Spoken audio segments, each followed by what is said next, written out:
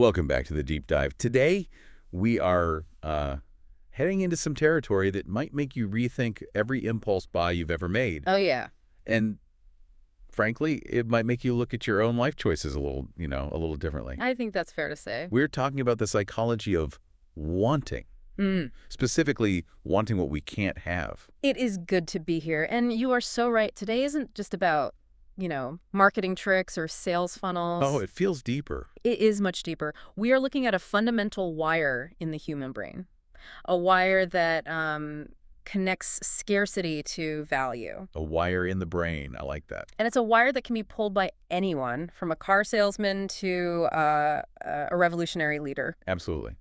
And to get us started, I want to take you to a very specific place. Okay, where are we going? I want you to picture the suburbs of Phoenix, Arizona. Okay, hot. Very hot. Yeah, hot. Specifically, the city of Mesa. It's hot, it's dry, and right in the center of the city, there is this massive architectural landmark, the Mormon Temple. It is quite a sight. I mean, even if you aren't religious, the grounds are just impeccable. Incredibly well kept. Yeah, great architecture. Right. Now, our source material for this deep dive comes from an author who actually lived in Mesa. Okay, so a local? A local. He lived right there in the shadow of this temple. He'd seen it 1,000 times. Just part of the landscape for him. Totally. He'd Right. walk his dog past it. He drove by it on the way to the grocery store. And here's the thing. He didn't care about it at all. It was just, background noise to him. Exactly. He wasn't Mormon. He wasn't interested in the theology. He wasn't an architecture buff. Right. To him, it was just a big building. He had zero interest in seeing the inside. So if you offered him a free tour, He would have said no. He probably would have politely declined and gone home to watch TV. it had no utility for him, no value. None. Hmm. Until he read a newspaper article. Ah, the turning point. This is where the switch flips. The article mentioned that the temple had just undergone some major refurbishments. Walls were painted, carpets replaced, the work. Okay, a renovation. And because of that, the church designated it as new again. And there's a specific rule in the Mormon faith regarding temples. Once they are dedicated, the inner sectors are restricted. To faithful members only. Right, it becomes a sanctified space, a forbidden zone for outsiders. A place he could never go. Correct. But for a very brief window, just a few days before the rededication ceremony, the article said that the special inner sector would be open to the general public. Oh, wow. Okay. This area that is usually locked away behind heavy doors would be accessible. And you have to hear this reaction. I'm listening. The author, the guy who yesterday couldn't care less about this building, reads that single sentence and immediately resolves that he must take a tour. The switch just flipped instantly. Immediate, overwhelming urgency. He picks up the phone, calls a friend, asks if he wants to come along. And what does the friend say? The friend, who is seemingly, more rational in this moment, declines. He says no. He says no, and then he asks the million-dollar question. He says, "Why are you so intent on this? You've never cared about temples before. You're not converting, are you?" That is the question, isn't it? What changed? That's what the author had to ask himself. Yeah. He stopped, and he realized, wait, I still don't care about the religion. I still don't care about church architecture. So the building itself hadn't become more interesting. Not one bit. The temple itself, the walls, the floor, the ceiling, had not changed its value to him one iota. The only thing that had changed was the access. It went from being, always available to available for a limited time. Exactly. If he didn't go now, he could never go. The door was closing. And that possibility of never created a desire that the object itself never could. That story is such a perfect crystallization of what we call the scarcity principle. It really is. It is the engine behind so much of our irrational behavior. So let's break this down, because on the surface, I get it. Get it while it's hot. But this feels deeper than just a sales tactic. Yeah. What is actually happening in our brains when we encounter scarcity?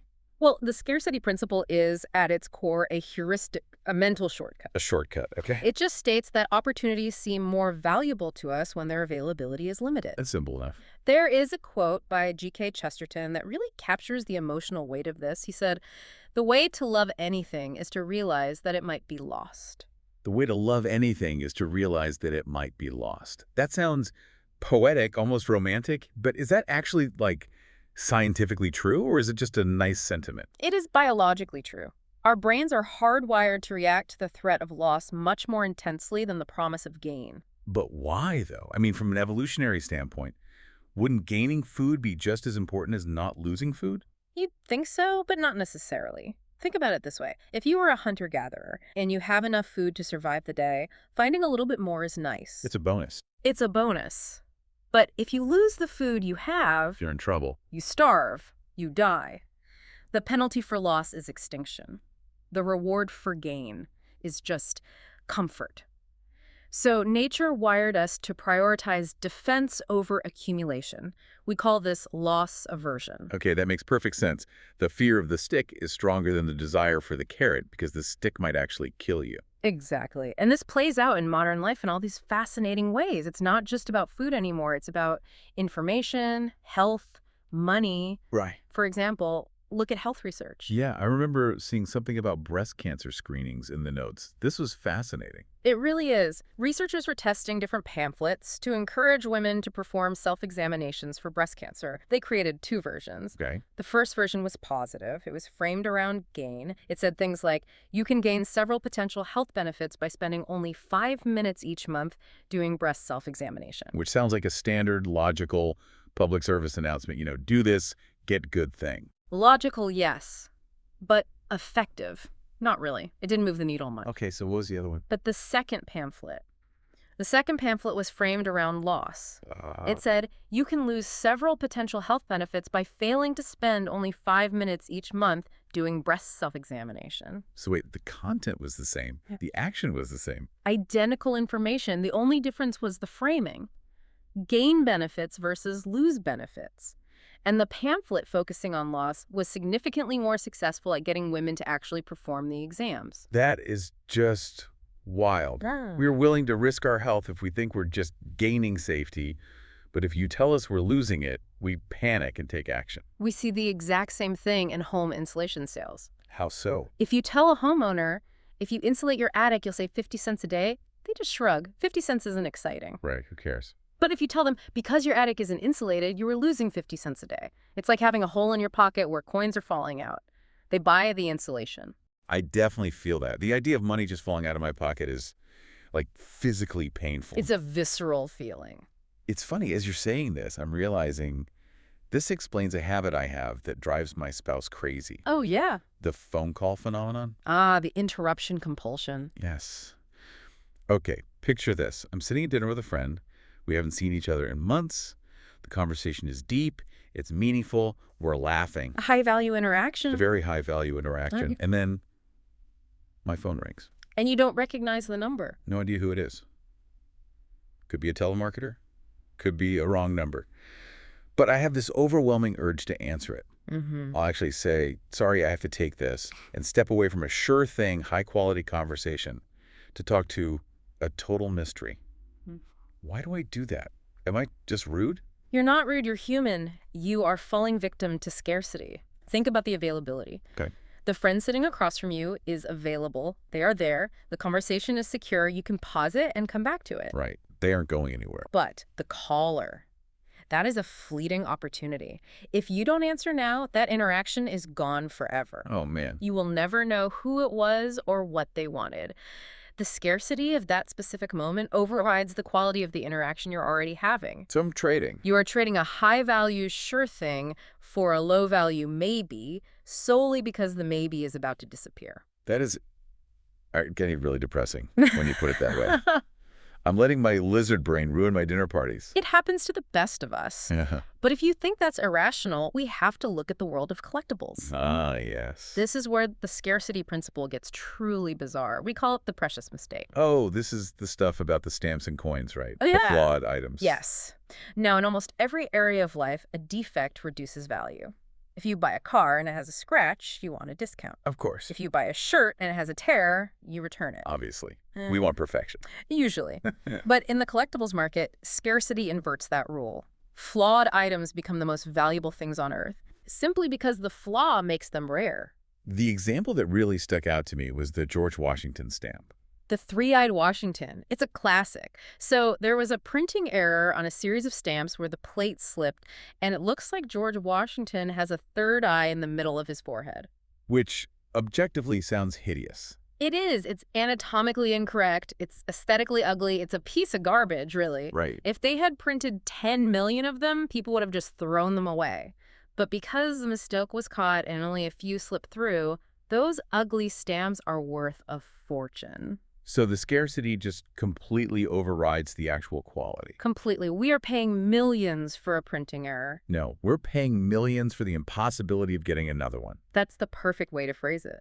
The value isn't in the object, it's in the rarity.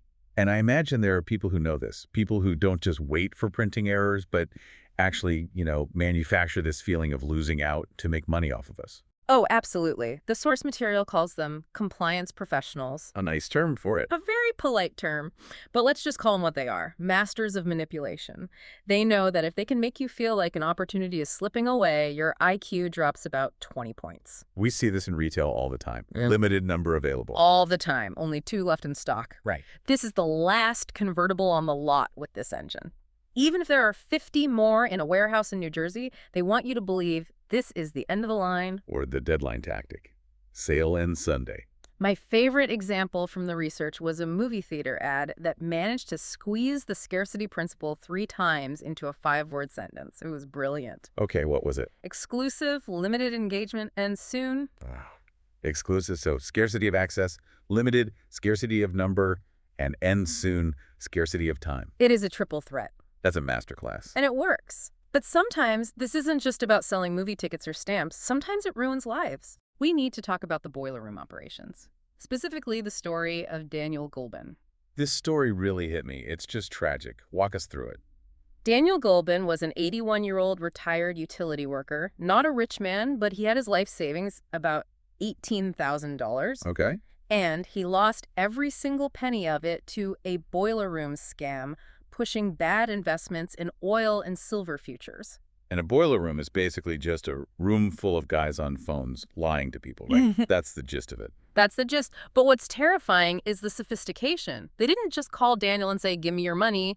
They used a scripted 3-call system designed to simulate scarcity perfectly. It's a narrative arc. Okay, so let's role play this so we can feel the pressure. How does it start? Okay. Call 1. I'm the salesman. I call you up. My tone is professional, maybe a little bored. Low pressure. Very low pressure. Obvious. Said, "Hello, Mr. Gulbin. I'm calling from fancy company name. I'm not asking for any money today. I just want to send you some literature about the energy markets. Just for your information. Can I mail that to you?" And if I'm Daniel, I'm thinking, okay, no threat here.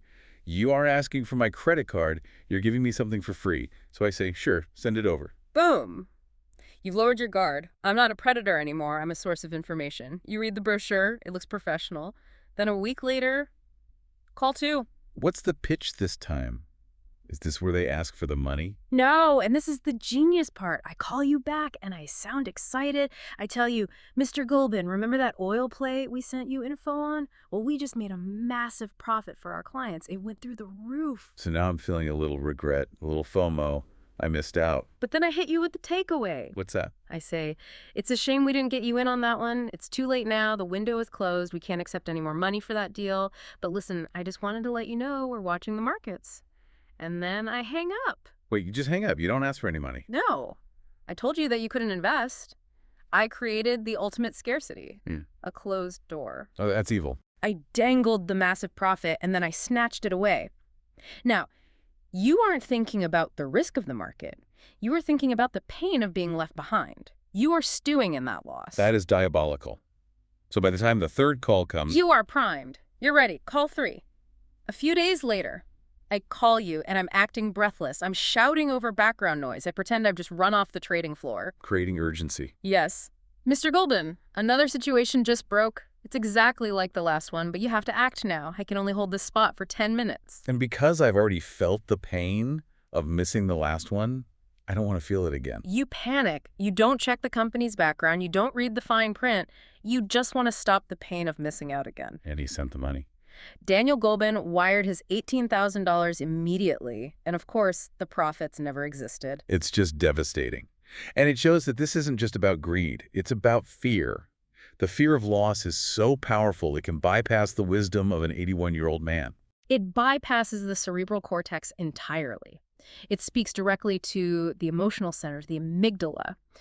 And this brings us to the deeper layer of scarcity. Okay.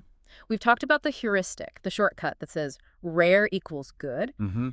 But there is a second, more turbulent force at play here. It's called psychological reactance. Psychological reactance. Okay, that sounds like a physics term.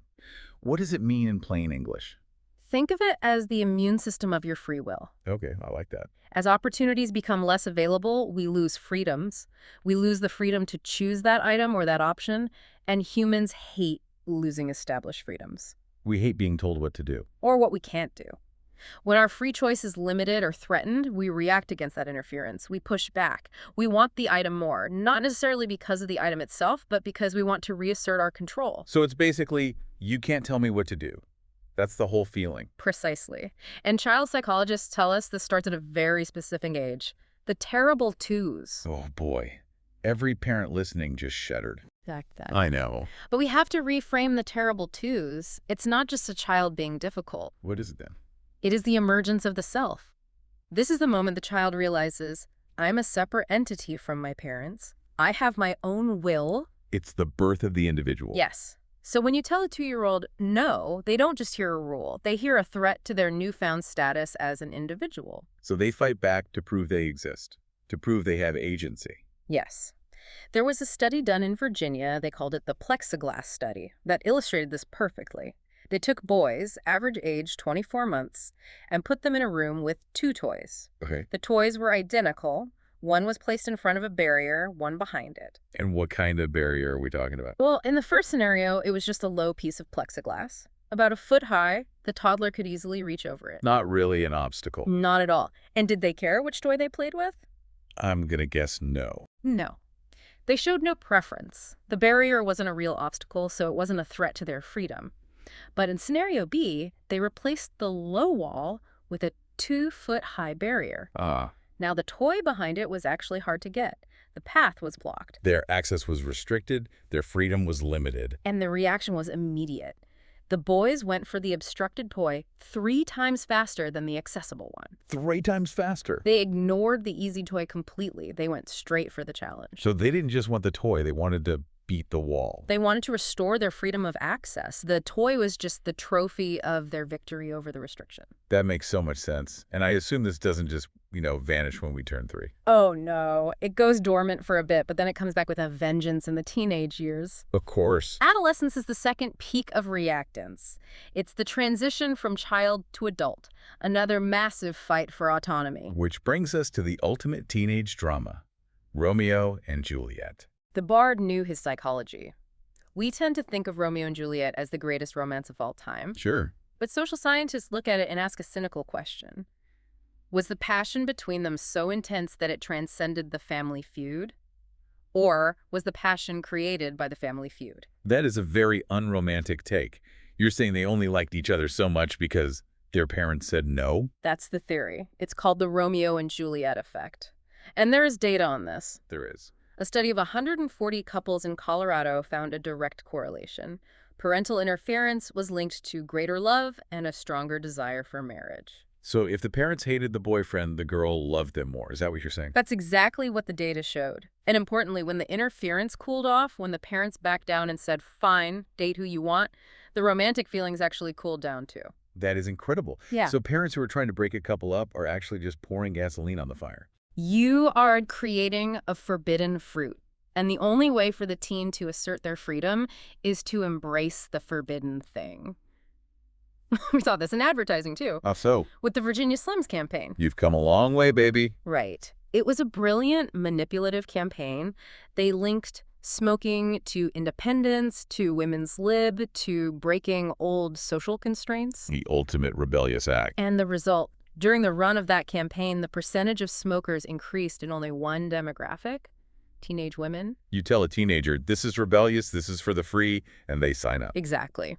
But let's not get too high and mighty about teenagers. Adults do this too. We're just as susceptible to reactance. That's for sure. There is a fascinating case from Kennesaw, Georgia involving a gun law. Oh, I recall this. This was the town that mandated gun ownership, right? Yes. The town council passed a law requiring every adult-headed household to own a gun and ammunition. Okay, so usually we think of reactance when things are banned. But this was a mandate. That seems different. Reactance cuts both ways. Freedom is the freedom to say yes or no. If you tell me I can't have a gun, I want one. But if you tell me I must have a gun, You are taking away my freedom not to own one. precisely. So, based on the theory, what should happen? The locals should resist. And that is exactly what they did. Interviews showed the locals were massively non-compliant. Very few people actually went out and bought guns because of the law. They quietly refused. But wait, didn't gun sales boom in Kennesaw after the law passed? I remember reading that part. They did. But here is the twist. The interviews revealed the buyers were almost entirely tourists, people from out of town. Tourists, why were they buying them? Because for them, the law wasn't a restriction. It was a novelty. It was a limited engagement spectacle. They were lured by the uniqueness of the situation. So you had this perfect split. A perfect split. The locals, whose freedom was threatened, rejected the guns. The outsiders, who felt no threat, embraced the scarcity and the novelty of it all. That is such a crucial distinction. It really proves that it's about the perception of freedom. If I feel controlled, I rebel. Which leads us to the other side of the coin. What happens when a product is actually banned? When the government steps in and says, you cannot have this anymore? The forbidden fruit. The Dade County phosphate ban. This is a classic study in social psychology. Dade County, Florida, this is the Miami area, passed a law banning laundry detergents containing phosphates. For environmental reasons, right? Right. They wanted to protect the water supply, a noble goal. Sure. But I'm guessing the residents didn't just switch to eco-friendly soap quietly. Chuckles. Hardly. We saw two distinct reactions. First, the physical reaction. What happened? Smuggling. They had soap caravans. Neighbors would team up, drive to nearby counties, load up their station wagons with phosphate detergent, and drive back. They were running soap like it was moonshine. Exactly. Families were boasting about having a 20-year supply of soap hoarded in their garages. Hoarding soap, the things we do for clean laundry. But the second reaction is the one that really interests me, the psychological shift. Okay. Researchers surveyed the residents after the ban, and they found that people began rating the phosphate detergents as significantly better than they had before the ban. Better in what way? Like it cleaned better? In every way. They said it was gentler on clothes. They said it was a better whitener. They said it got out tough stains better. Okay, I mean, maybe phosphate soap is better? That's plausible. It's plausible, but here is the kicker. They even claimed the detergent poured more easily from the box. Wait, what? They thought it poured better? That's physically impossible. Completely impossible. Being banned doesn't change the viscosity of the powder? Of course not. The formula hadn't changed. But because they couldn't have it, their desire increased. And here is the profound insight. We don't just want the forbidden item. We need to justify that want. We don't want to seem irrational. Exactly. We don't like to think of ourselves as irrational rebels, so our brains invent reasons. I don't just want this illegal soap because I can't have it. I want it because it pours better. We hallucinate quality to explain our desperation. We assign positive qualities to the product to justify the struggle to get it. And does this apply to ideas too? If you ban a book or a speech, does it become better in our minds? It absolutely does. And this is the danger of censorship. We want banned information more, and this is the critical part. We tend to believe it more, even if we haven't seen it. Wait. We believe it more without reading it. How does that work? Yes. There's a study at the University of North Carolina. Students learned that a speech opposing co-ed dorms was banned on campus. Okay, and most students would probably favor code dorms. Right. But after the ban, they became more opposed to code dorms. Without hearing the argument. Without hearing a single word. They just assumed that if the administration was so afraid of this speech, the arguments must be powerful. They became sympathetic to the censored cause purely because it was censored. That is terrifying for democracy. It suggests that if you are a fringe group with a weak argument, your best strategy might be to get yourself censored. It is a valid, if cynical, strategy. If you get silenced, you gain credibility. We saw this with a simple study on a novel at Purdue. Okay, what happened there? They showed students an ad for a new book. Group A saw a standard ad. Group B saw an ad that said, restricted to those 21 years and over. And let me guess, Group B wanted it more. They wanted to read it more, and here it is again. They believed they would like it more. Wow. The restriction acted as a quality signal. If it's restricted, it must be spicy or interesting or valuable. This has huge implications for the legal system, too. I'm thinking about juries. When a judge says, strike that from the record. The boomerang effect in the courtroom. Yeah. The University of Chicago Jury Project ran a massive study on this. They used mock trials involving a car accident. Okay, lay out the scenarios for us. Scenario 1. The driver reveals he has liability insurance. The jury awards the victim an average of $37,000. Scenario 2. The driver reveals he has no insurance. The award drops to $33,000. Which makes sense. Deep pockets mean bigger payouts. Yeah. If the guy is broke, you don't sue him for as much. That's logical. Right. But here is scenario 3. The driver mentions he has insurance, but the judge interrupts. He rules the statement inadmissible and instructs the jury to disregard the information. Pretend you didn't hear that. So officially, the information is censored. Forbidden. And the award jumped to $46,000. Wow. So telling them not to use the info made them use it even more heavily? Correct. By trying to ban the information, the judge made it scarce and forbidden. The jury subconsciously gave it more weight. They're thinking, if the judge doesn't want me to know this, it must be really important. That is a nightmare for defense attorneys. What a paradox. It creates a fascinating dilemma. Sometimes objecting to a statement does more damage than just letting it slide. It really highlights that we treat information like a commodity. If it's rare, it's valuable. That is the commodity theory of information. Information is more persuasive if we think we can't get it elsewhere. The inside scoop. Exactly. There was a great study on this involving a beef importer. The beef importer. Okay. A student named Newt, who owned a meat importing company, he decided to run a test on his customers' supermarket buyers. He had his salespeople make phone calls. And what was the test? Pitch 1 was standard. Here's our beef. Here is the price. The baseline. The control group. Pitch 2 added a scarcity element. Here is the price, but heads up, news from Australia says beef is going to be scarce soon. And sales went up. Sales doubled. Okay, that's standard scarcity. Why now before it runs out? Makes sense. But pitch 3. Pitch 3 was the masterclass. They gave the standard pitch, they gave the scarcity news, but they added one detail. What was it? They said, this news about the shortage comes from our exclusive contacts in the Australian National Weather Service. It hasn't been released to the public yet. Ooh, the inside scoop. You have secret knowledge. And sales increased 6 times. 6 times. Yeah. Just from that one sentence. Because you had double scarcity. The beef was scarce, but the information about the beef was also scarce. The buyer felt like an insider. They had the golden key. We all love feeling like we know something nobody else does. It's a powerful feeling. Very. Okay, so we've established that scarcity drives us crazy. We've established that banning things makes us want them more.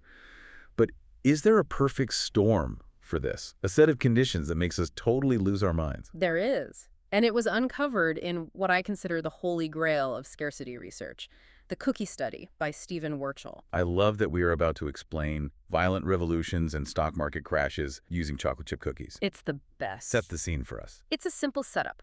Participants are brought into a room and asked to taste and rate a chocolate chip cookie. That's it, but the presentation varies. Okay, so phase 1, abundance versus scarcity. Right. Some people are handed a jar with 10 cookies in it. Yeah. Abundance. Others are handed a jar with just 2 cookies. Scarcity. And the results? Let me guess, the 2-cookie jar was more popular? Predictably, yes. The cookies from the 2-cookie jar got higher ratings. The participants said they were more desirable to eat in the future. They would pay more for them. So they valued them more. And they were a higher quality consumer item. Even though they were chemically identical from the exact same box. So scarcity equals value, we know this. But then they added a twist. This is where it gets interesting. Phase 2, the drop. This is critical. Some participants started with a jar of 10 cookies. The abundance group. But then, before they could eat one, the researcher takes the jar away and replaces it with a jar of 2 cookies. Oh no. So they experienced a loss of abundance?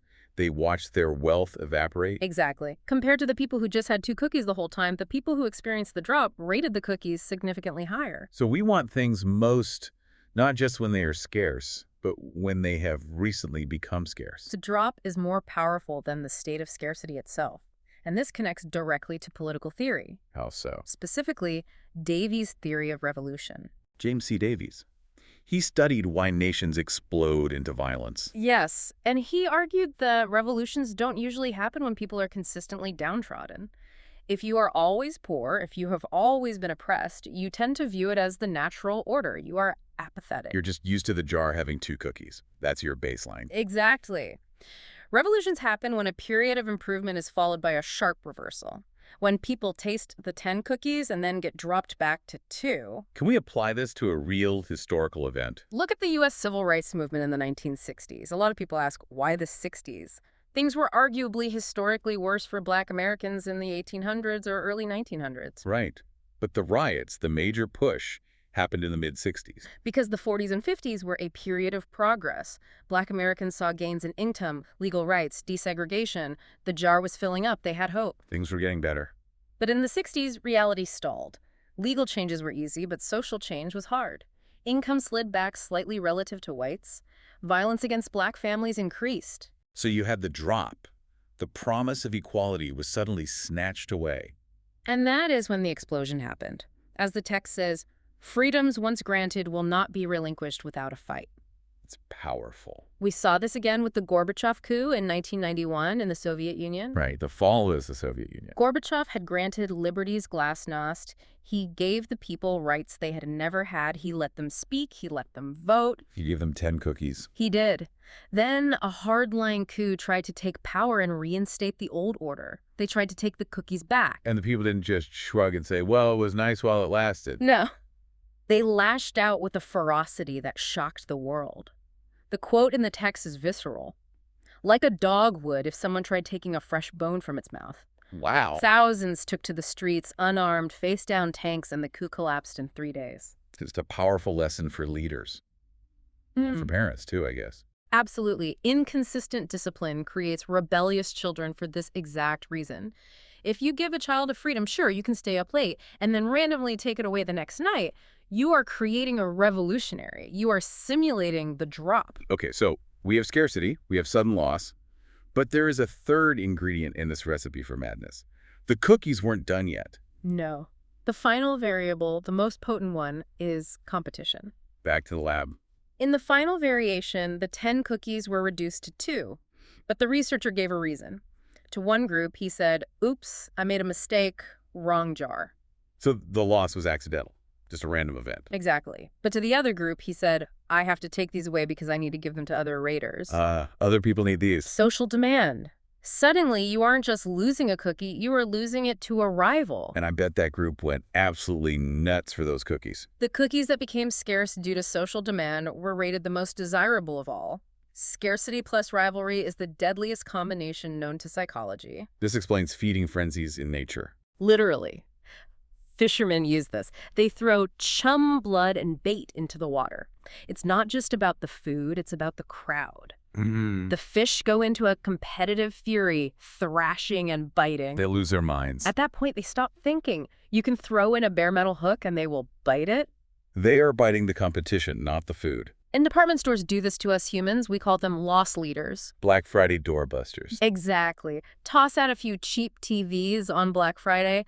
Not enough for everyone, just enough to create a frenzy. And suddenly you see grandmothers wrestling over a blender they don't even need. Logic leaves the building. And the ultimate example of logic leaving the building has to be the Great Poseidon Auction. This is a cautionary tale for anyone in business. 1973. Barry Diller is an executive at ABC. He wants to buy the TV rights to the movie The Poseidon Adventure. Big movie at the time. Huge movie. But for the first time, the networks decided to do an open bid auction. ABC versus CBS versus NBC. So you have Scarcity, which is one movie, plus Rivalry, the other networks. It's the perfect storm. Diller ends up paying $3.3 million for a single showing. Now, to put that in perspective, based on ad revenue, ABC would lose about $1 million on that deal. He guaranteed a loss. The math was fundamentally broken from the start. So why did he do it? He's a smart guy. He knows math.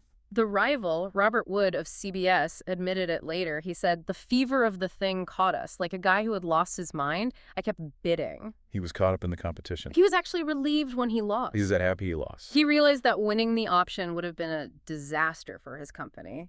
And Diller later vowed never to enter an auction situation again. Wow. He learned the lesson the hard way. When you face scarcity plus rivalry, you are not thinking about the value of the item. You are thinking about beating the other guy. It's the ego. It's the I win, you lose mentality. And that is an expensive mentality. Okay, so this is terrifying. We are wired to be manipulated by loss, by sudden drops in availability, and by competition. And as you said, when this kicks in, our brain flushes with chemicals and we stop thinking. So what do we do? How do we defend ourselves? It is difficult. It's really difficult because you can't just outsmart it in the moment. Your smart brain is offline. So what's the move? You need a visceral signal. What do you mean by a visceral signal? A physical one? Yes. You need to tune into your body. When you are in a negotiation or looking at a sale or bidding on eBay, notice how you feel. Is your heart racing? Is your face flushed? Do you have that tunnel vision where nothing else matters? That panic of, I have to do this NW. I know that feeling. Exactly. That feeling is not excitement. It is a warning light. It is your body telling you that the scarcity principle is at work. So when I feel the panic, I should treat it like a stop sign, not a go sign. Yes. Use the enemy's strength against them, jiu-jitsu style. Use that surge of adrenaline as a cue to say, whoa, time out, I need to step back from this. Okay, so I step back, I take a breath. Then what? What do I ask myself? Then you ask the golden question, and this comes back to the cookie study. Okay. Remember, the people rated the scarce cookies as more desirable to own, but they did not rate them as tasting any better. Wait, really? The taste rating didn't change at all? Not at all, and that is the key. The joy is in the possessing, not in the experiencing. Oh. So you have to ask yourself, do I want this thing because I want to display it and say I won't, or do I want it because of its utility? Possession versus utility, that's the distinction. Exactly. If you are buying a car to drive it, the fact that there is a line of people behind you doesn't make the engine run smoother. If you are buying a house to live in, the bidding war doesn't make the roof leak less. That is a powerful distinction. Will this scarce cookie actually taste better? The answer is almost always no. If the answer is utility, if you just need a car to get to work, then paying a scarcity premium is irrational, walk away. This reminds me of the story about the author's brother, Richard. He was a guy who knew how to exploit this difference between possession and utility perfectly. Richard was a genius of compliance. He sold used cars, but he didn't use slick sales pitches. He used choreography. Walk us through the Richard maneuver. Richard would buy a car cheap, clean it up, and advertise it. But when people called to see it, he would schedule them all for the exact same time. Yeesh. That sounds incredibly awkward. It's calculated awkwardness. Let's say 2:00 p.m., buyer number 1 arrives. He starts looking at the car. He's acting like a normal buyer, kicking the tires, pointing out scratches, negotiating the price down. He's in utility mode. Totally. He's evaluating the car's worth. Right. But then, buyer number 2 pulls into the driveway. And the whole atmosphere changes. Instantly, Richard walks over to buyer 2 and says, I'm sorry, but this gentleman was here first. You'll have to wait over there until he's finished. He creates the lurking newcomer. Yes. Suddenly, buyer 1 isn't looking at a car with scratches. He is looking at a prize that is about to be snatched away. His psychology flips from utility to possession. He's not evaluating the car anymore. He's defending his territory, he's fighting the rival. And if a third person shows up? And if buyer 3 shows up, it's over. Buyer 1 usually pulls out his checkbook immediately. He pays full price. He buys it just to relieve the anxiety of potentially losing it. And then, as he drives away? As he drives away, the scarcity evaporates, the rivalry is gone, and suddenly he looks around and realizes, wait, this is just an old car with scratches. Why did I pay so much for this? He bought the victory, not the vehicle. He bought the relief from the pressure. Richard put himself through college with that trick. It is brilliant and also absolutely terrifying. It just shows how fragile our rationality really is. It is. We are biological machines and we have buttons. If you know how to push them, you can make us do almost anything. So let's wrap this up. We've gone from the Mormon temple in Mesa to phosphate smugglers in Florida. From teenage smokers to network executive losing millions on a movie auction. It's a wide net, but the thread connecting them all is that formula. Scarcity plus sudden loss plus rivalry equals irrationality. That's the perfect summary. We fall for it because we are loss averse. We fall for it because we hate losing our freedom. And we fall for it because deep down, we are competitive creatures. But we can fight it. Watch for the visceral signal. When your face gets hot, hit the brakes. And always, always distinguish between the joy of possession and the utility of use. I want to leave you with a thought today, something to mull over as you go about your week. We talked a lot about how we react when freedoms or items are taken away from us. Think about your own life right now, your relationships, your job, even your hobbies. Here is the question. Are there things you are holding on to tightly, not because you actually enjoy them, not because they make your life better, but simply because you are afraid that if you let go, you'll never get them back? Are you staying in a relationship just because you don't want to be single? Hmm. Are you keeping all that clutter in your garage just because it might be useful someday? Are you eating the cookie because it tastes good or just because the jar is almost empty? That is the question. Indeed it is. That's it for this deep dive. Thanks for listening, and stay savvy out there. Goodbye, and think clearly.